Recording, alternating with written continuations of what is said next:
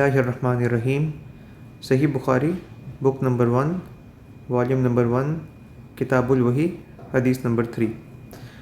ام المومنین حضرت عائشہ رضی اللہ تعالیٰ عنہ سے روایت ہے، انہوں نے بتایا کہ نبی کریم صلی اللہ علیہ وسلم پر وحی کا ابتدائی دور اچھے سچے پاکیزہ خوابوں سے شروع ہوا۔ آپ صلی اللہ علیہ وسلم خواب میں جو کچھ دیکھتے وہ صبح کی روشنی کی طرح صحیح اور سچا ثابت ہوتا۔ پھر من جانب قدرت آپ صلی اللہ علیہ وسلم تنہائی پسند ہو گئے اور آپ صلی اللہ علیہ وسلم نے غار حرا میں خلوت نشینی اختیار فرمائی اور کئی دن اور رات وہاں مسلسل عبادت اور یاد الہی و ذکر و فکر میں مشغول رہتے۔ جب تک گھر آنے کو دل نہ چاہتا توشہ ہمراہ لیے ہوئے وہاں رہتے۔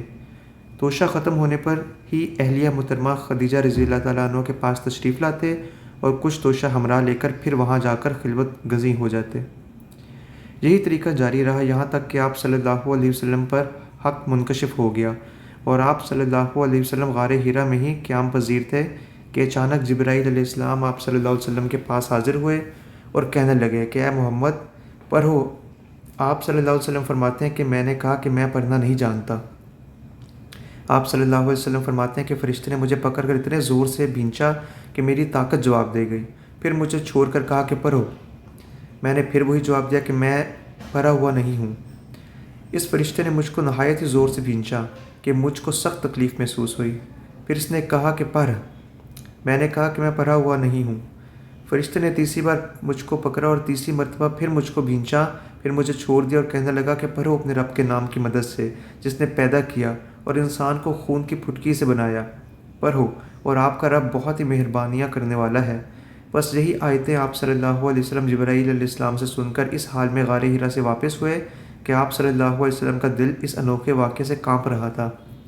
آپ صلی اللہ علیہ وسلم خدیجہ کے ہاں تشریف لائے اور فرمایا کہ مجھے کمبل اڑا دو، مجھے کمبل اڑا دو۔ لوگوں نے آپ صلی اللہ علیہ وسلم کو کمبل اڑا دیا۔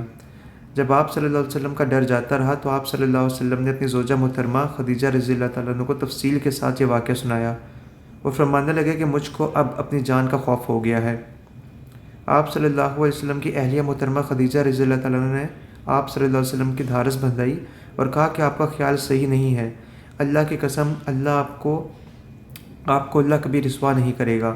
آپ تو اخلاق فاضلہ کے مالک ہیں، آپ تو کنبہ پرور ہیں، بے کسوں کا بوجھ اپنے سر پر رکھ لیتے ہیں، مفلسوں کے لیے آپ کماتے ہیں، مہمان نوازی میں آپ بے مثال ہیں اور مشکل وقت میں آپ امر حق کا ساتھ دیتے ہیں۔ ایسے اوصاف ہے ہنسنا والا انسان یوں بے وقت ذلت و خواری کی موت نہیں پا سکتا۔ پھر مزید تسلی کے لیے خدیجہ رضی اللہ تعالیٰ عنہ آپ صلی اللہ علیہ وسلم کو ورقہ بن نوفل کے پاس لے گئیں جو ان کے چچا زاد بھائی تھے اور زمانہ جاہلیت میں نصرانی مذہب اختیار کر چکے تھے اور عبرانی زبان کے کاتب تھے۔ چنانچہ انجیل کو بھی حسب منشاء خداوندی عبرانی زبان میں لکھا کرتے تھے۔ وہ بہت بوڑھے ہو گئے تھے یہاں تک کہ ان کی بینائی بھی رخصت ہو چکی تھی۔